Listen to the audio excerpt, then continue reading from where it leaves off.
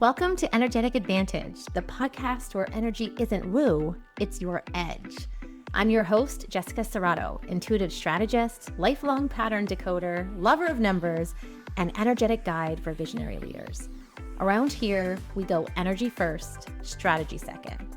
Every episode will give you a perspective, a tool, or a timeline shift that helps you lead from your power. Because the truth is, your energy is your most undervalued asset until you learn how to use it. Get ready, you're about to have the advantage. Let's begin. Welcome back to the Energetic Advantage. Ooh, today is a juicy one. I'm going to talk about investments, expenses, assets. Okay, don't turn me off. Stay with me. I'm not talking about this in a monetary or financial sense, but we will touch on that. I'm taking all of this into an energetic lens because one of the biggest mistakes that I see people make, both in business and in life, is around this topic and about misunderstanding or conflating the differences between investments, expenses, assets, and everything we're going to jump into today. Now, before I was a numerologist, before I was an energy strategist, before I was talking about timing and purpose and all of these things, I was in finance. First on Wall Street, finance major, lived in spreadsheets, balance sheets, income statements, budgets, the whole thing, all the things. And one of the things, again, that I was talking about that fascinates me now is that every day you are making decisions that are actually financial decisions, but you just don't realize it. Because most people think investing is something that happens in a brokerage account, but I don't. I know that investing is happening all day long. Sure, you can invest with your money, but you're also investing with your time, with your energy, with your attention, with your relationships. So let's get one thing very clear here before we dive in. The question today isn't whether you are investing. You are. Spoiler. Every day, whether you know it or not. The question truly is, what are you investing in? And then more importantly, is it actually an investment? Or is it an expense? Can you tell and do you know the difference? This all stems from a conversation I had maybe a few weeks ago where I heard someone talk about her experience with a coach. And she was also a coach herself and selling coaching. And so I heard her say something like, well, I spent X amount of dollars and I haven't made it back yet. And I remember thinking, oh, that's interesting. Not because of anything of the statement was wrong or right, but because of the lens she was using. She was looking at the entire experience through the lens of an expense, not an investment. And how did I know that? Because the language she used, I spent. And then when I was looking at her copy and she was selling coaching and she would say, this costs this amount of money, I was like, oh, no wonder no one's investing because you're selling it like an expense. And before, this could be any example. So I don't want anyone to get caught up on this example I'm using in coaching, right? Because not every coach is worth X amount of dollars or experience that they sell. Not every mastermind is going to be magical, right? That's not actually the point here. My point is that expenses and investments belong in different categories. And if we don't understand that, we will expect the wrong things from both and will continue to be disappointed. Again, noticing the language. And maybe that sounds like semantics to you, but I know it's energy because words that we use reveal how we're categorizing things. And how we categorize things determines what we expect from it. So let's break it down. The first thing I just want to say is that most people are trained to think like consumers, not investors, right? Consumers ask, well, how much does this cost? What's the cheapest option? How can I save money, right? Whereas investors will ask, well, what's the return? What is this building? What becomes possible? And you could probably hear literally through your ears and in your logical brain, but also energetically, that these are fundamentally different questions. Because a consumer is trained to protect resources. When they're gone, so they want to use it most efficiently. Where an investor deploys resources. Let's use an example that is completely generic or uncharged. Okay, lawnmower.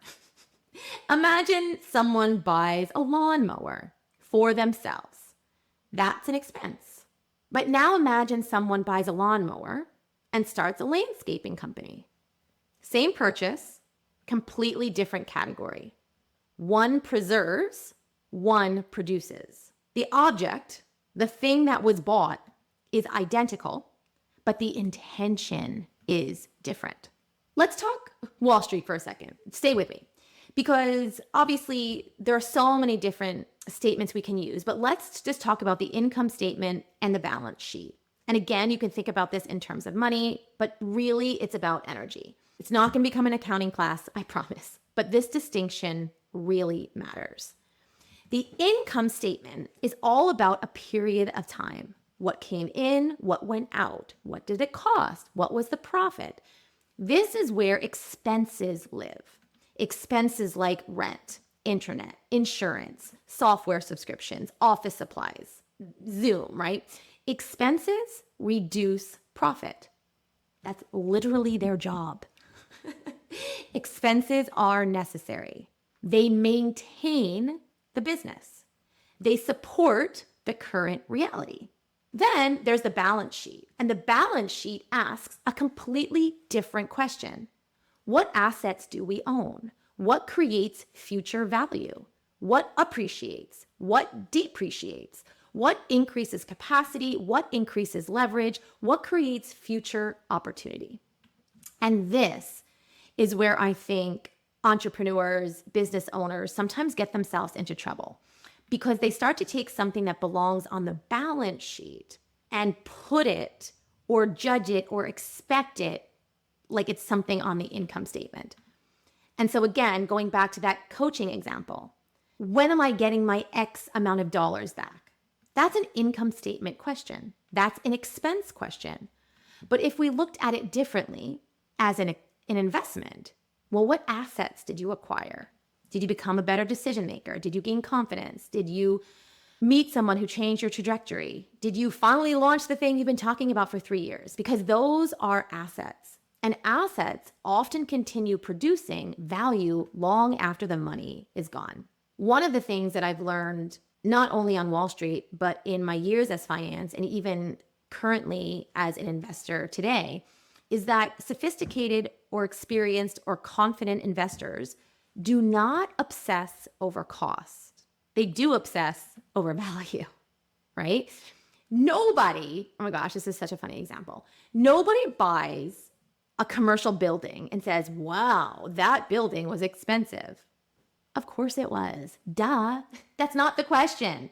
It's not an expense. The question is, what does it produce? What opportunities does it create? What appreciation might occur? What future cash flow exists because I now have this asset? And so this is all about your life and how you can approach this energy differently, right? And if I think back in my life, some of the best investments I've ever made, it wasn't because it made that tangible or that tit for tat money back immediately. It's because the investment expanded my capacity. It changed how I thought. It helped me trust myself more. And the return from that investment is still paying dividends years later. And I know what you're thinking. Well, how do you even calculate that?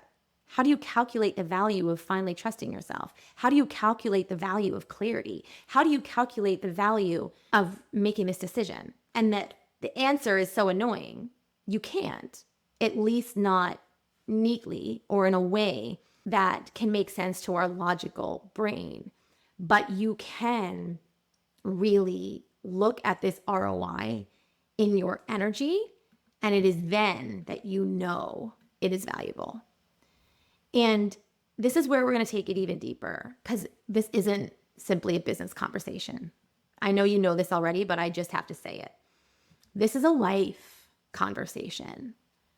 Some of the greatest investments you will ever make will not show up on a spreadsheet. A family vacation, a book that changes your perspective. Maybe it's therapy or counseling, a conversation that changes your life, a friendship that expands your world, a trip that helps you remember who you are. Most people will categorize these things as expenses and try to fit them into their budget. I don't, because I don't think that they're investments, because they create assets, not just financial assets, human assets, emotional assets, relational assets. And this is where energy becomes so fascinating. Energetically, expenses feel like maintenance. They hold, they preserve, they stabilize. They're earth energy, structure, foundation, infrastructure. We need expenses, yes. Investments feel so different because they're future focused, expansion focused, possibility focused. They contain uncertainty, and therefore they're more coded in fire energy, creation, growth, expansion, vision, potential. And here's where we get trapped. Most people want future results while only allocating resources towards present comfort. I'm going to say that again. Most people want future results while only allocating resources towards present comfort. This is not how portfolios grow. This is not how businesses grow.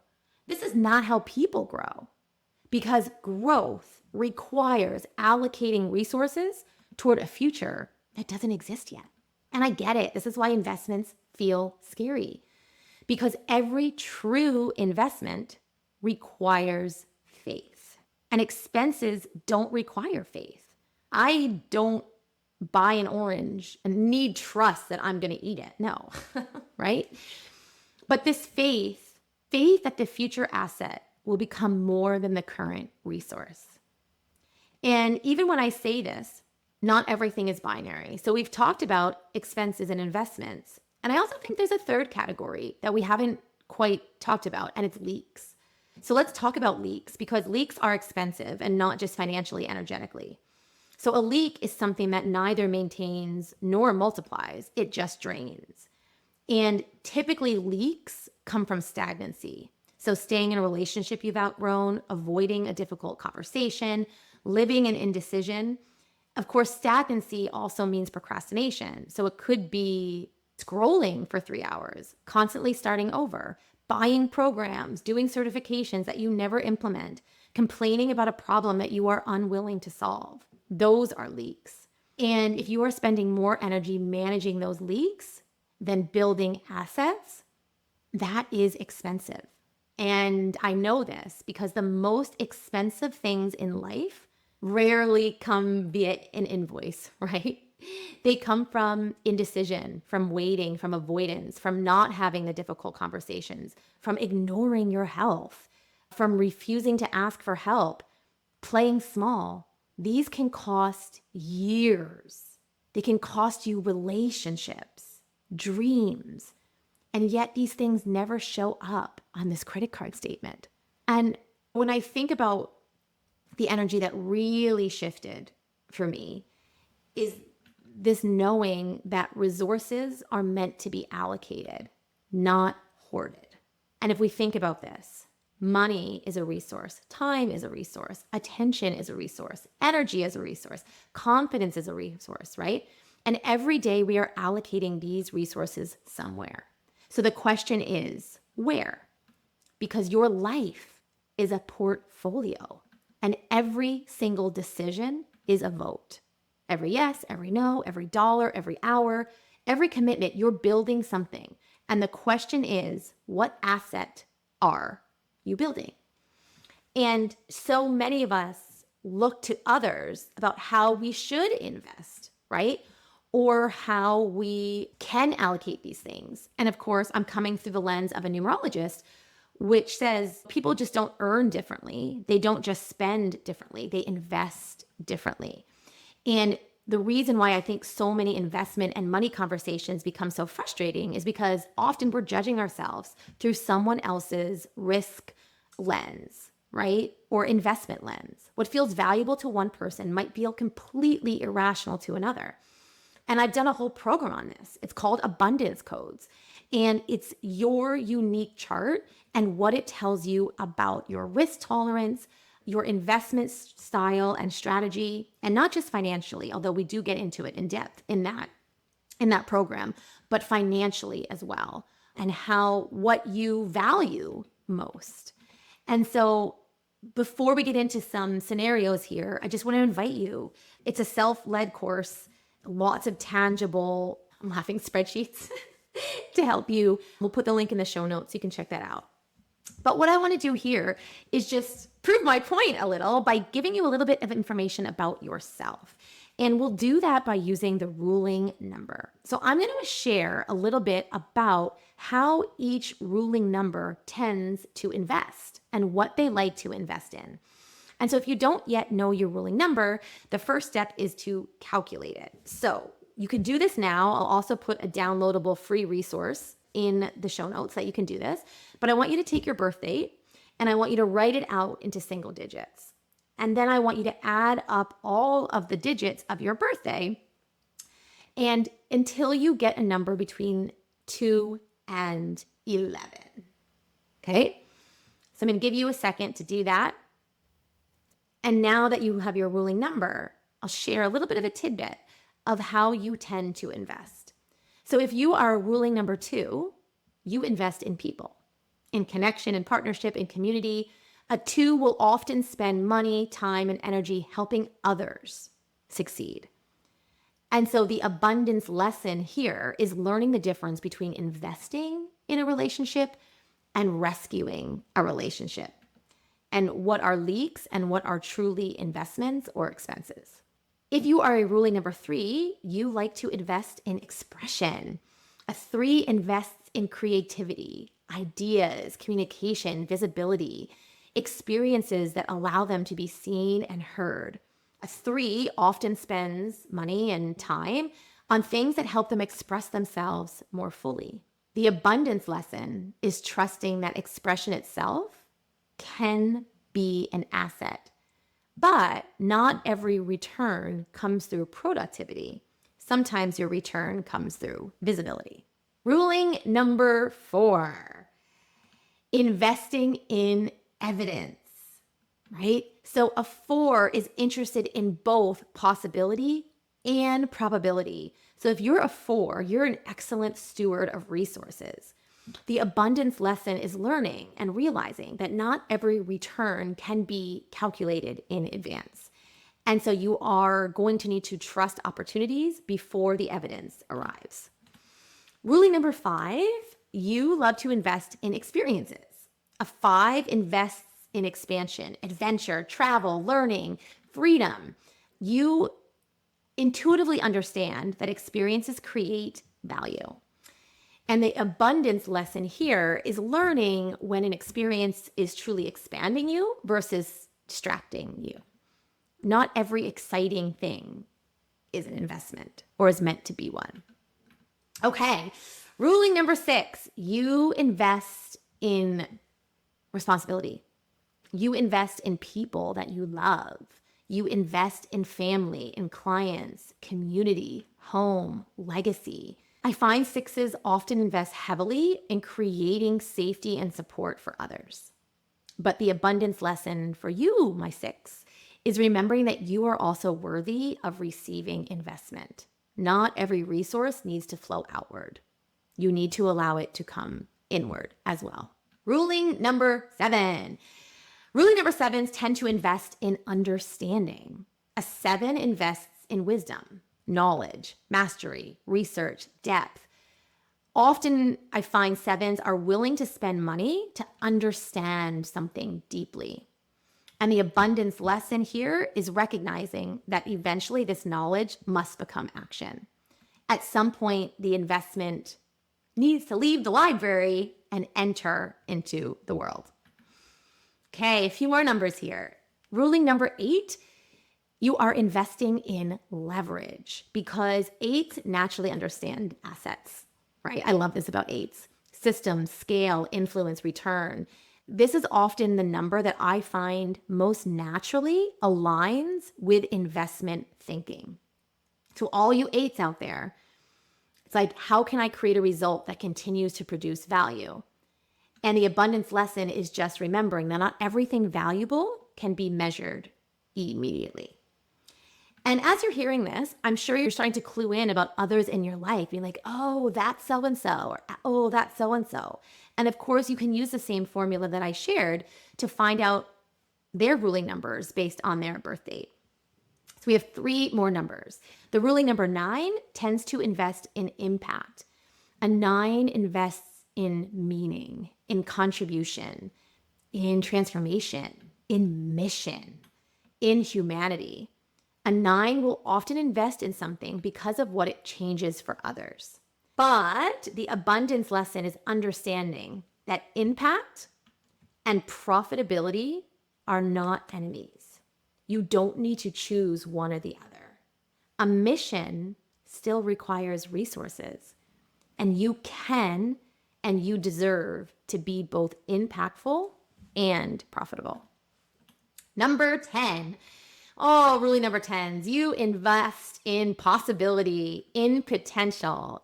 You often see what could be before someone else does. And so you are most willing to take a chance on a new idea, a new business, a new direction.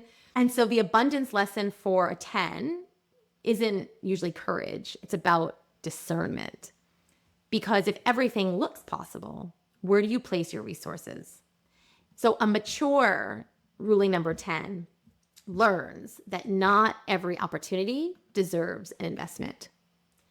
And ruling number 11s invest in transformation, in human potential, in breakthroughs, in movements, in intuition.